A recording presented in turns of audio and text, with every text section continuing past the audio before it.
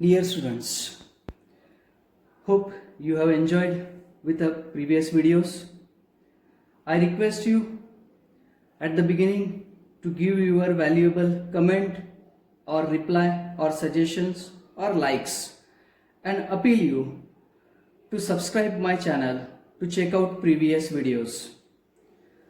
Prior to learn about translation, in this video we will discuss about codon, structure of ribosome and structure of transfer RNA. Now you are aware with replication and transcription of RNA. To understand the concept of codons, let us consider this template DNA. This is template DNA which is transcribed. Now you are aware when this DNA undergoes transcription process, you will get formation of mRNA. So on transcription, mRNA is synthesized. These are nucleotides which are present in DNA. On transcription, you will get complementary sequence of nucleotides in mRNA molecule, and these complementary sequences are same to that of template strand. For example, in case of template DNA, adenine is present. Now in RNA, uracil may be there. In place of C, G will be there. Likewise, these are the nucleotides which are present in mRNA molecule. Now this mRNA molecule contains nucleotide sequence which codes specific information in the form of codons for protein biosynthesis. This is the nucleotide sequence of mRNA. You can see there are 18 nucleotides which are present in mRNA: UUG, CCU, AGU, GAU, UGG, AUG. So total 18 nucleotides are present in this mRNA molecule. Each of three nucleotides codes for one codon. Next, three nucleotides codes for another codon. So in brief, let me tell you one thing. When this mRNA molecule will undergo translation process, for translation, these 18 nucleotides which are present in mRNA molecule, they contains total 6 codons, and these 6 codons, they codes for specific amino acid. That means one codon codes for one amino acid. For example, this UUG, this codon, it codes for amino acid called as leucine. This CCU, it codes for amino acid proline. AGU, it codes for amino acid serine. This GAU, it codes for aspartate. UGG, it codes for tryptophan. AUG, it codes for methionine. In this way, one codon codes for one amino acid. So let me tell you one thing. What do you mean by codon? Codon are nothing but they are triplet of nucleotide.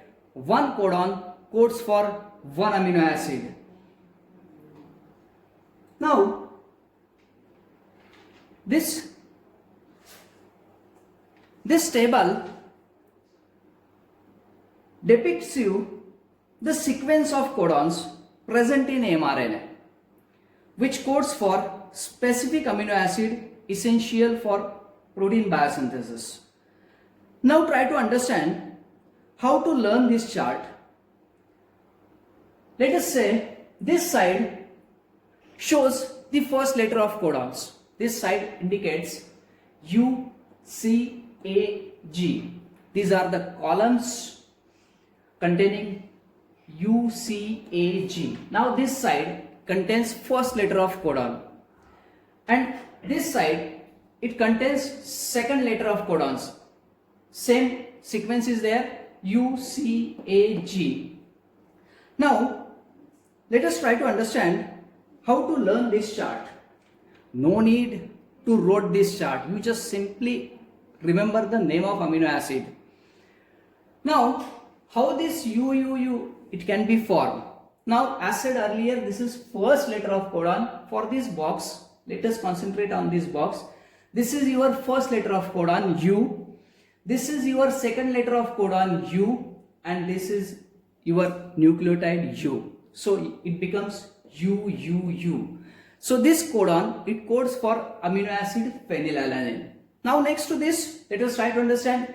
This one is first letter of codon, U. Second letter of codon, U for this particular square. And next is C. So, UC, it codes for phenylalanine. Now, next codon, first letter of codon, U. Second letter of codon, U. And next nucleotide A, that is UUA. It codes for what? Leucine. In this way, you can prepare the several codons by doing a specific way of presentation according to that sequence of what? Square, or you can say what? Box. For example, if we are going to concentrate towards this box. Okay, now this is first letter of codon C, this is second letter of codon C, and your nucleotide first, U, that is CCU, which codes for what? Specific amino acid called as proline. Now this one is first letter of codon A, second letter of codon A, and first nucleotide, that is U, AAU, codes for asparagine. So in this way, there are, you can see, there are 64 codons.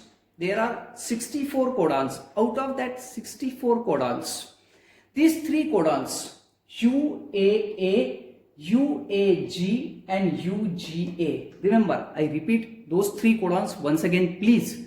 UAA, UAG and UGA. These three codons, they do not codes for any amino acid. That's why they are also called as nonsense codons. You should note here that these three codons, particularly nonsense codons, UAA, UAG and UGA, these three codons, they terminates the translation process. So in this way, this codon, sequence of codon, it is present in mRNA, and that particular codon, it codes for what? Several amino acids. Now, let us start with structure of ribosome. It is one of the important molecule which is required for protein biosynthesis. Ribosome, it is nothing but it is proteinous in nature and it is without membrane. That means it is non-membranous, made up of proteins. Ribosome was first isolated by scientist Claude. This term ribosome, it was termed by another scientist called as Pallady. That's why this ribosome molecule also called as Pallady's particles, because it was termed by scientist Pallady. That's why it is called Pallady's particles. Ribosome, it is present in prokaryotes as well as what? Eukaryotes. Now remember one thing, in what way ribosome is present in prokaryotic cell as well as what? Eukaryotic cell.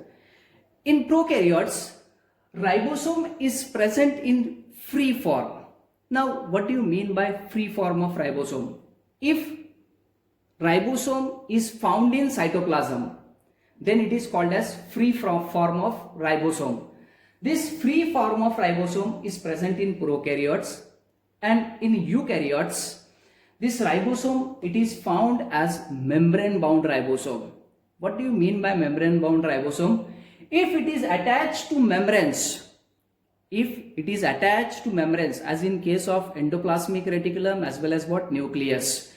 In both of these, it is attached to membrane. That's why it is called membrane bound ribosomes. So in eukaryotic organism, it is present as membrane bound, and in prokaryotes, ribosome, it is present in free form. This ribosome, it is absent in mature sperms and mature mammalian RBCs. Dear students, hope you are doing or you are preparing for GPAT also. So as per GPAT is to be concerned, try to understand mature sperm as well as mature mammalian red blood cells, they do not have ribosomes. Now note, there are two types of ribosomes, 70S and 80S. This 70S ribosome, it is present in prokaryotes, and this 80S type of ribosome, it is present in eukaryotes. This S stands for Swedberg's constant or sedimentation coefficient. This S, Swedberg constant or sedimentation coefficient, indicates the rate at which the ribosome is going to sediment. Each of these 70S as well as 80S of ribosome is made up of two subunit.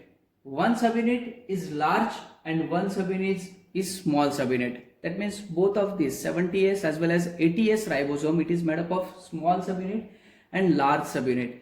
In case of 70S type of ribosome, the large subunit is 50S and small subunit is 30S. And in case of 80S type of ribosome, large subunit is 60S and small subunit is 40S. That means, remember, this figure 70 is not the total of 2 and this figure 80 is not the total of 2. These are the types of subunits which are present in 70S and 80S type of ribosome. Both of these values, both of these unit have separate sedimentation rate. That's why they are called, large subunit is in case of 70S is called 50S and small subunit is called 30S. And in case of 80S, 60S and small subunit is 40S. Remember, these two subunits of ribosome, they are always separated. This large subunit remain attached to membrane and this small subunit, it attaches to larger subunit when new protein is to be synthesized. So, to make these subunits in their stable form, that is, to bind these two subunits and to separate these two subunits, stable and unstable form of these subunits, higher and lower concentration of magnesium ions, it plays a crucial role. Higher and lower concentration of magnesium ions stabilizes the two subunits of ribosome. Now, try to understand the structure of ribosome. For our understanding, I have represented this structure in this form. This is small subunit of ribosome and this one is large subunit of ribosome. This small subunit of ribosome, it is made up of 21 polypeptides and large subunit of ribosome, it is made up of 33 polypeptides. As said, ribosome is proteinous in nature. Now, there are several binding sites in large subunit and small subunit. This large subunit, it contains two important sites, that is P site and A site. Remember one thing, this A site is responsible for entry of transfer RNA. In protein biosynthesis, you are going to understand what is the significance of A site. Now, just for this slide, you remember A site is entry site of transfer RNA and this P site, it is chain elongation site. That means protein biosynthesis, chain elongation, peptide bond formation, it takes place on A site. In between A site and P site, there are several binding sites. This site is called 5S rRNA binding site. This site is called peptidyl transferase site. This peptidyl transferase, it is one of the key enzyme which is required for peptide bond formation. So this site is called peptidyl transferase site. This site is called just very close to this small subunit. There is another binding site called EFTU site, that is elongation factor transfer unit site. Okay, elongation factor, they are also involved in protein biosynthesis translation process. Now this small subunit of ribosome, it contains two important binding sites. IF3 binding site, just very close to this IF3. IF3, it is one of the factor which is associated with initiation in case of translation process. That's why it is called IF3, initiation factor number 3 binding site. Just very close to this IF3 site, on large subunit, there is another site, binding site called EFG site, this elongation factor growth. Okay, we are going to understand the functions of each and every site when we are going to start with translation in detail. So on small subunit, there is IF3 binding site, and most important thing, on small subunit there is another site for binding of mRNA molecule. As the mRNA, they carry that nucleotide in the form of codons. So this is about ribosome, structure of ribosome. Most important thing to note that ribosome is the molecule on which proteins are synthesized. In what way proteins are synthesized, we will talk in detail during translation process. Now let us try to understand another molecule which is required for protein synthesis in protein synthesis, that is transfer RNA. In 1965, Robert W. Hawley and his colleague at Cornell University find out complete nucleotide sequence of alanine transfer RNA from yeast. This transfer RNA, it is the smallest form of RNA and also called as soluble RNA. Remember one thing, this type of RNA, it is soluble in 1 molar sodium chloride solution. That's why it is called soluble RNA. The structure of transfer RNA, it is a single stranded and contains 73 to 93 nucleotides, having molecular weight of 25 to 40 kilodalton. There are 20 types of transfer RNA found in cell. Dear students, you are well aware with 20 different amino acids. So each amino acid, all those 20 amino acid has separate transfer RNA for protein biosynthesis. That's why this 20 types of transfer RNA, they are found in cell. Transfer RNA contains some abnormal bases. These are the examples of abnormal bases which are present in transfer RNA, so-called pseudouridine, inosine and DHU, that is dihydrouridine. Pseudouridine, inosine and dihydrouridine, these are the abnormal bases which are present in transfer RNA. This is clover leaf model of transfer RNA given by Robert Hawley. I repeat, clover leaf model of transfer RNA. You can see it is single stranded. This is 5' end and this one is 3' end. Actually, although it is single stranded, but you will find that this transfer RNA is folded. This folding is just because of hydrogen bonds. Now, due to presence of hydrogen bondings, weak hydrogen bondings, this single stranded RNA, it is likely to be double stranded. Remember one thing, this 5' end of transfer RNA, it contains guanosine, and 3' end, it contains a triplet of nucleotide CCA.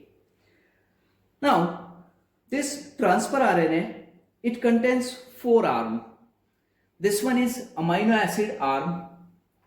This amino acid arm, it is the arm on which activation of amino acid takes place. That means what I want to say, activated amino acid. For protein biosynthesis, amino acids are required. So activated amino acid comes and binds to this site. We will clear about activation of amino acid in next video. This nucleotide triplet, it contains hydroxy group which is involved in activation of amino acid. Try to understand. This triplet of nucleotide will have hydroxy group, and this hydroxy group, it is involved in activation of amino acid. We will clear all these things during function of transfer RNA in protein biosynthesis or role of transfer RNA in protein biosynthesis. Now next to amino acid arm, there is T-Cy-C arm. This T-Cy-C arm contains unusual ribothymidine nucleotide and pseudouridine residue. It contains pseudouridine and it contains ribothymidine. These are the unusual residues which are present in T-Cy-C arm. This region particularly, which is present in every arm, this region is called stem region. STEM, stem region. Remember, stem is the part where hydrogen bonding occurs. That means you will find the hydrogen bondings particularly in this region. And this region is called loop. Due to presence of abnormal bases in this region, it looks like a what? Loop, due to presence of abnormal bases.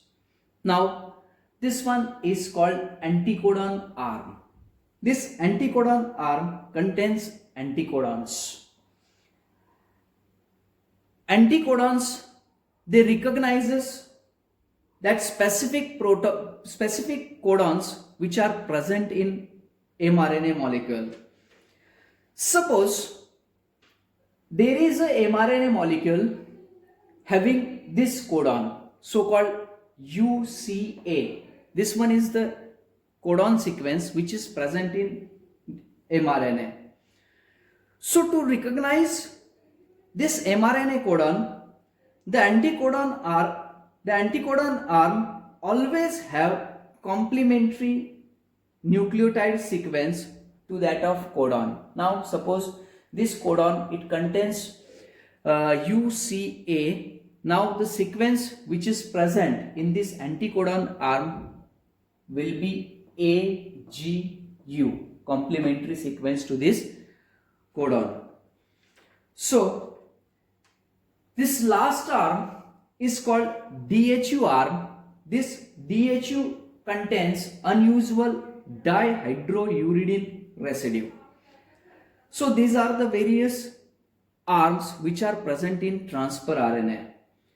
Dear students, in next video we will talk about the role of transfer RNA and the various steps of protein biosynthesis are called translation. Just like transcription, translation, it also involves three important steps: initiation, elongation and termination. How translation or protein biosynthesis takes place on ribosome, what is the role of transfer RNA, that we will discuss in next video. Again, thanks for watching and request you to subscribe my channel for more videos. Thank you again.